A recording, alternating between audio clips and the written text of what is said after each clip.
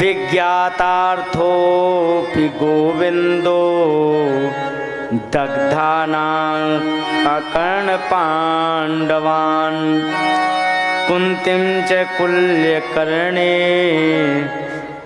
सह रामो ययौ कुरून्। भगवान को पता लगा कि पांडवों को लाक्षा भवन में जला दिया गया है।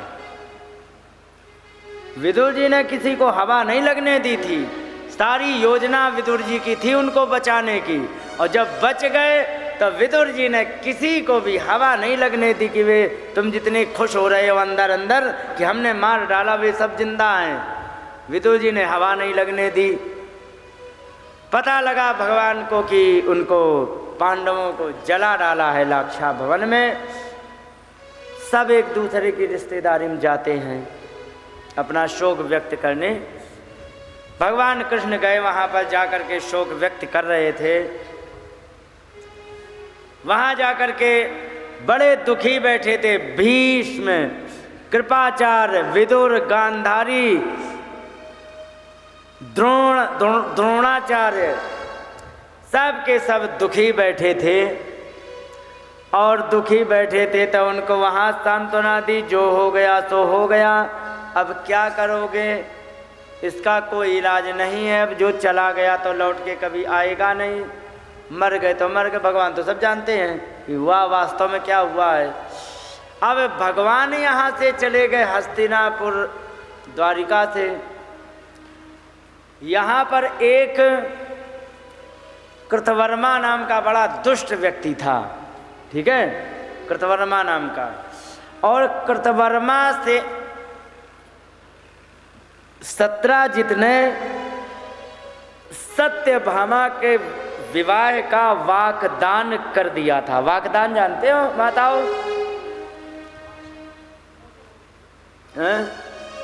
आजकल सगाई मान सकते हैं, लेकिन वाकदान का मतलब ये है जैसे तुम्हारी लड़की है, पढ़ रही है, कह दे कि ऐसा है, तुम लड़का तो तुम्हारा बहुत अच्छा लगा, घर परिवार बहुत अच्छा लगा, तुम्हारा सारा हाल माहौल अच्छा है, लेकिन हमारी लड़की के इस साल जो है बीए फाइनल चल रही है, एग्जाम हो जाने के बाद या हम अगली साल कर सकते हैं, इतने रुक सकते हो? कि हाँ रुक जाएंगे तो बस हो गया, हमारे तुम्हारे ब्याह की डील पक्की। होता है कि नहीं? तो वाणी से जो दान कर दिया जाए उसे वाकदान कहते हैं। कह दिया था सत्राजित ने, हाँ अपनी सत्यभामा का विवाह हम तुमसे कर देंगे। अब यहाँ पर हो गया कृष्ण से सतधन्वा चिढ़ गया, और जैसे ही सतधन्वा चिढ़ गया तो उसको चार्ज करने वाले अक्रूर और कृतवर्मा, इनको और उल्टा चार्ज कर दिया। और इन्होंने कहा कि ये बताओ तुम इसको, तुम मणि को कहीं तुम छीन क्यों नहीं लेते हो? मणि को तुम छीन लो। उन्होंने कहा अच्छा हम छीन ले मणि को, क्योंकि छीन लो। वहां पर गए, कृतवर्मा ने जा करके सत्राजित पर हमला बोल दिया। सारी स्त्रियां रो रही थी, चिल्ला रही थी, यहाँ तक सत्यभामा भी वहीं थी, और वहाँ पर रोती चिल्लाती स्त्रियां रह गईं, और उसने उनकी गर्दन काट दी। उसने सत्राजित की हत्या कर दी। हत्या करने के बाद सबको बड़ा दुख हुआ, और सत्यभामा च पितरम हतम वीक्ष सुचार पिता व्यलपत्तात तातेति हातास्मि मुह्यति। इतनी रोने लग गई कि हे तात, हे पिताजी, हे पिताजी, मैं मर गई, मैं मर गई। इतनी रोती हैं कि मुह्यति यहाँ शब्द आया, माने बेहोश हो जाती हैं सत्यभामा, और इस प्रकार से बेहोश हो जाती हैं बार बार। शांति मिली थोड़ी सी तो उन सत्राजित को तेल के कड़ाहे में रख दिया। तैल दोण्यामृतम प्रास्य जगाम च गज सावयम और बड़े से तेल के कड़ाहे में सत्राजित को डुबा दिया। और डुबाने के बाद अब ये सीधे हस्तिनापुर गई, भगवान को बताया ऐसी ऐसी दुर्घटना हो चुकी है, हमारे पिताजी को मार डाला। भगवान वहाँ से दौड़े, तेरी अब मैं देखता हूँ तूने हमारे ससुर जी को क्यों मारा। और वहाँ से और इसे पता लग गया कि भगवान मारने के लिए आ रहे। तो जैसे ही भगवान मारने के लिए आ रहे ऐसा सुना, अब उसके प्राण घबरा गए, हे भगवान अब तो हमें ये मार डालेंगे। और जा करके सीधे कृतवर्मा से कहने लगे अब तुम हमारी रक्षा करो और अब हमें ये मार डालेंगे, हमारा कुछ बचाव का उपाय बताओ। जब कृतवर्मा ने सुना कि तुम्हें मारने आ रहे हैं तो हम तुम्हें कैसे बचा सकते हैं। कहने लगे कि न हम ईश्वरियो कुर्यु हेलनम कृष्णयोर राम कृष्णयोर, मैं राम माने बलराम का और कृष्ण का विरोध करने में ना हम ईश्वरियो, मैं सामर्थ्यवान बिल्कुल नहीं हूँ, मैं उनसे नहीं लड़ सकता हूँ। कोनु क्षेमाय कल्पते तयोर वृजनमाचरण, और उनसे लड़ करके कौन शांति प्राप्त कर सकता है, उनसे मैं बिल्कुल नहीं लड़ पाऊंगा। और कहने लगे यहाँ पर कि कंसम सहानुगुण पीत यद्वेष्ट तज्जिता स्त्रिया जरासन्न सप्तदशा संयुगानि विरथो गता। कह कि देखो जिससे कंस नहीं जीत पाया उसके अनुयायी एक भी नहीं जीत पाए।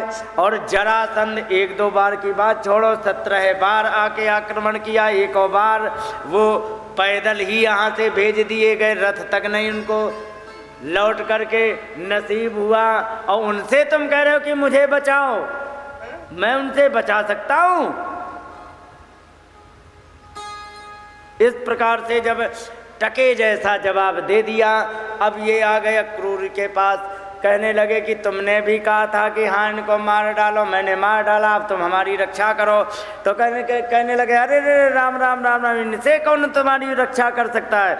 या सप्तहायना शैलम उत्पाटे के न पाणिना, जे देखो तो जिसने 7 साल की अवस्था में इतने विशाल पर्वत को एक हाथ से उत्पाट धारण कर लिया था, और उससे तुम कह रहे हो कि हमारी रक्षा करो। दधारे लीलिया बाला उच्छलिंदम मिवार बका, उच्छलिंद्र कहते हैं वो कुकुरमुत्ता को। क्या कहते हैं तुम्हारे यहाँ वो जो दीवारों के किनारे किनारे लगा होता है, वो बरसात में उगता है छतरी जैसा है,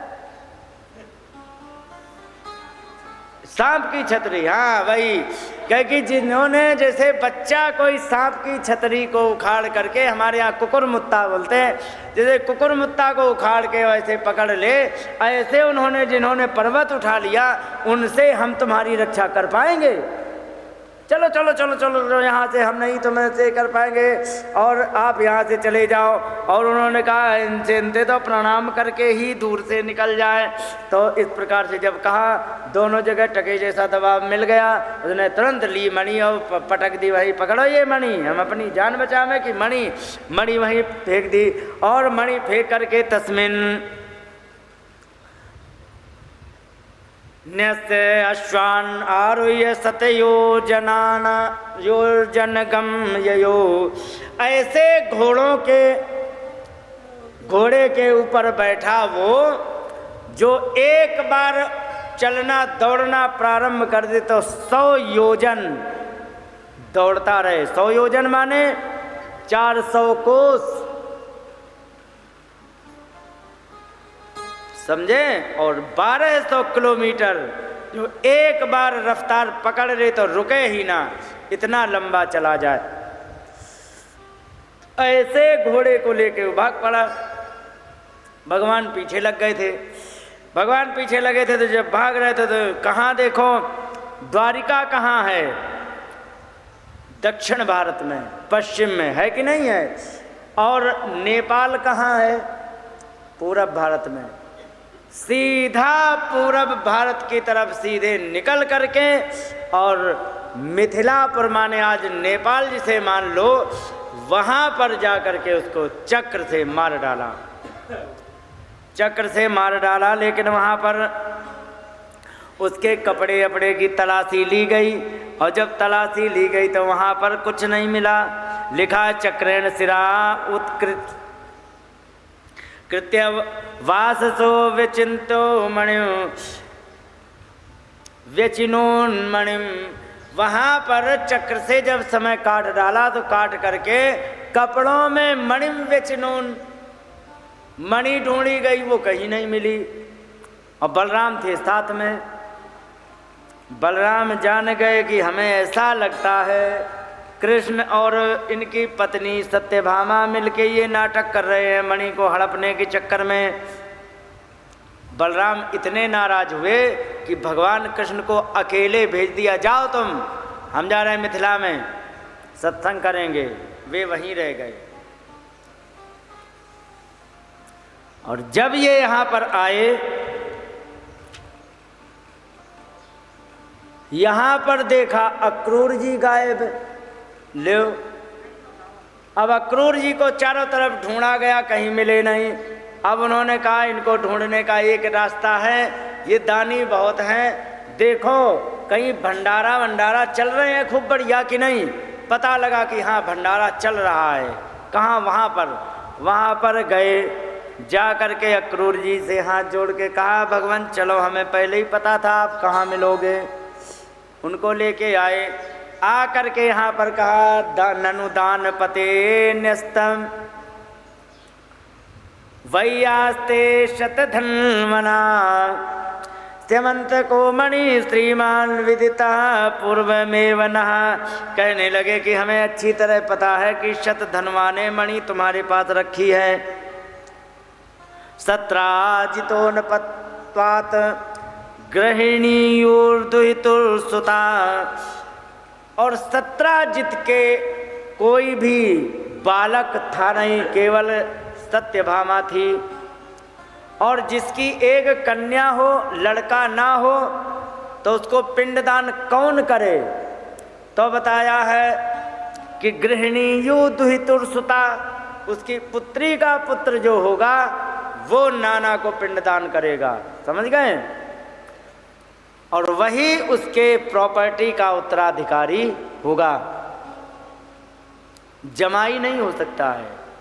तो भगवान ने कहा कि देखो सच में इसका अधिकारी मैं भी नहीं हूँ। क्यों नहीं हूँ? क्योंकि इस धन पर ये वास्तव में सत्राजित का है, और सत्राजित के धन पर उसका, क्योंकि उसका कोई और पुत्र नहीं है, इसलिए इसकी जो कन्या है, जो हमारी पत्नी सत्यभामा, इससे उत्पन्न होने वाला जो पुत्र है, इसका असली मालिक वो है, मैं नहीं हूँ। और लिखा है कि दायम आप पिंडान विमुच्य शोषितम। और कहने लगे वही दायम माने उत्तराधिकारी होगा और वही पिंडदान करेगा। इसलिए हमारा इस पर अधिकार नहीं है।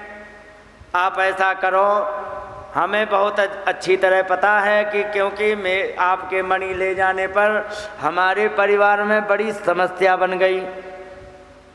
कहने लगे तुम्हारे यहाँ क्या समस्या? तो कहने लगे कि किम तो ममाग्रजा सम्यक न प्रत्येति मणिम प्रति। क्योंकि उन्होंने कहा कि इस मणि के प्रति मेरा भाई विश्वास नहीं कर रहे। दर्शयस्व महाभाग बंधूनाम शांतिमावहन।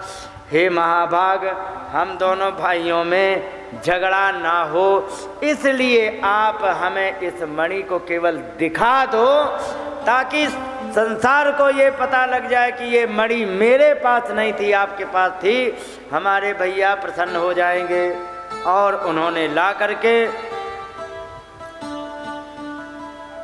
आदाय वासांच्छन्नम ददौ सूर्य संप्रभम, और कपड़ों में लिपटी हुई रखी थी, ला करके दिखाई, कपड़े खोल खोल के दिखाई, ये रही मणि, और सूर्य के समान चमकती हुई।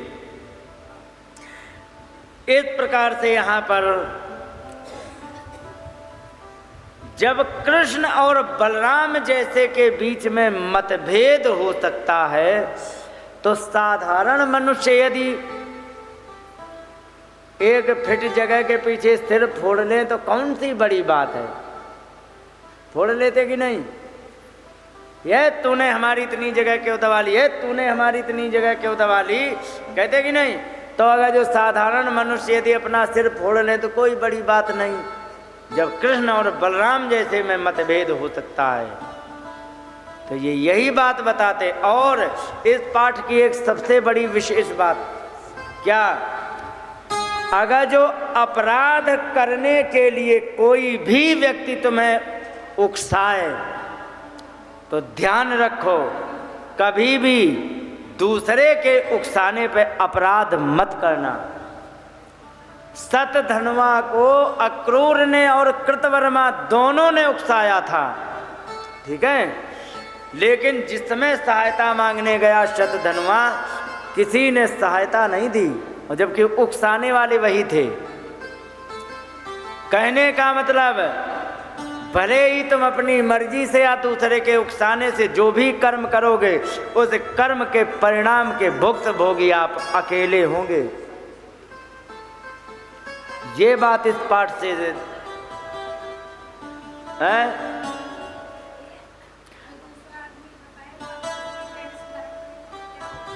दूसरे के कहने से धर्म करें तो उसका भी परिणाम दोनों को भला होगा।